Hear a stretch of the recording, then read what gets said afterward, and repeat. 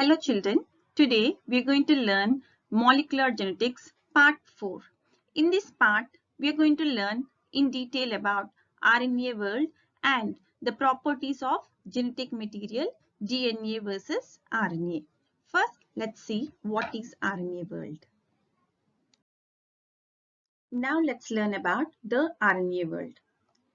If you take the RNA, a typical cell contains 10 times as much as RNA as DNA. So, the RNA is 10 times as much as DNA. And why this huge content of RNA? Because RNA has wide variety of roles to be played. RNA has the wide variety of the roles to play here. And the Frankel and Singer, these two scientists have discovered that the genetic material in some of the viruses like RNA viruses, RNA is the genetic material. So the Frankel and the Singer, they first demonstrated RNA is the genetic material in RNA containing viruses like tobacco mosaic virus. If you take tobacco mosaic virus, it is a RNA virus. And followed by Frankel and Singer, Orgel, Brick and Uis. They three scientists proposed that RNA world is a first stage of evolution. So RNA world is a first stage of evolution. It is the stage where synthesis of all the molecules was done or were under the control of RNA. So the synthesis of other molecules was catalyzed by the RNA, and these molecules are necessary for the survival of an organism. And the Walter Gilbert, the term RNA world was first used by Walter Gilbert in 1986. So RNA was the first genetic material on the earth. This RNA world hypothesizes that the RNA was the first genetic material on the earth. So if we take the RNA, it acts both as genetic material and as the catalyst. And the catalytic RNA is known as ribozyme. So that has two roles. It acts as genetic material as well as the catalyst. And this catalytic RNA is called as ribozyme. So RNA being a catalyst, it is highly reactive and hence unstable. Since it is highly reactive, it is unstable. Since the RNA is unstable, it led to the formation of the more stable form of DNA. That's why since RNA is highly reactive, it is unstable, and it led to the formation of the more stable form, the DNA, with certain chemical modifications. So we know RNA is a single stranded molecule and DNA is the double stranded molecule. Being double stranded, the DNA is more stable than the RNA here. And DNA is double stranded and it has the complementary strand. It has the two strands. It has the complementary strand here. So what are the complementary strands like this? The strands will be there. It has the complementary strand. Since it is having the complementary strand, it has resisted the changes by evolving a process of repair. So by evolving the process of repair, it resisted the changes. So it is more stable than the RNA here.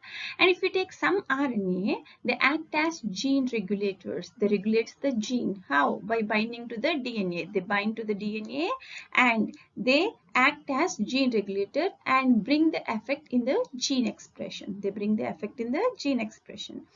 And the Andrew Fire and Craig Mello, Andrew Fire and Craig Mello said that RNA is an active component in the chemistry of life. So they said that the RNA is the active component in the chemistry of the life.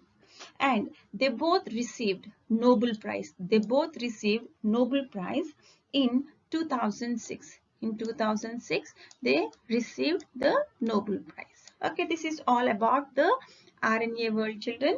Now, let's learn about the properties of genetic material. Now, let's learn properties of genetic material, DNA versus RNA. We're going to learn the properties of DNA, RNA in comparative way. We'll compare both of them and we will learn the properties here. Now let's learn the properties of genetic material, DNA and RNA. So now let's learn the properties of genetic material. So in the previous part, we learned about the Hershey's and Chase experiment. From their experiment, it was evident that DNA is the genetic material. But some of the viruses like bacteriophage and tobacco mosaic virus, they have the RNA as the genetic material. So whatever the genetic material may be, it should have the following properties. It should have some properties like self-replication, stability, information storage, and variation through mutation. These are the 4 properties. Now let's discuss about one after the other in the comparative way, the DNA and RNA. Now coming to self-replication. So the genetic material should replicate. It should replicate according to the rule of base pairing and complementarity. It should replicate according to the rule of base pairing and complementarity. These both DNA and RNA, they have the ability to replicate, to duplicate here. But proteins cannot fulfill this criteria. So DNA and RNA both has this self-replication property. Now let's learn about the stability. So if you're coming to the second property of the genetic material, stability. If we take the genetic material, it should be stable both structurally and chemically. And it should be stable enough and it should not change with different stages of life cycle, with the age or change in the physiology of organism. So it should be stable enough. Now let's learn about the stability in the DNA and the RNA. So coming to the DNA here. So if you take the DNA, it has 2 strands. And these 2 strands are complementary to each other. These 2 strands are complementary to each other. And when these 2 strands are separated by heating, and we call that process as denaturation. Separation of DNA strands by heating is called as denaturation. When we separate the strands by denaturation, and these strands can again come back together by the process of renaturation. So when we cool them, when we provide the DNA strands the appropriate temperature, they again come back together and we call it as renaturation. And if you take RNA, it is a single stranded molecule. And the second property with regard to stability in the DNA is, if you take at the second carbon, here you can children, here if you take the second carbon, here hydrogen is there. There is no hydroxyl group. And this presence of hydrogen gives the DNA. So this hydrogen, so in every nucleotide in the DNA strand, at the second carbon, there is the hydrogen here. This hydrogen gives the additional stability to the DNA here. And coming to the RNA has, here if you take the second carbon, at the second carbon, hydroxyl group is present. If you take this hydroxyl group, and this hydroxyl group is present in the second carbon in the pentose sugar of every nucleotide. And this makes the RNA more reactive and easily degradable, since this hydroxyl group is free. And this makes the RNA more reactive and easily degradable. So it is less active. Our RNA is less stable compared to DNA.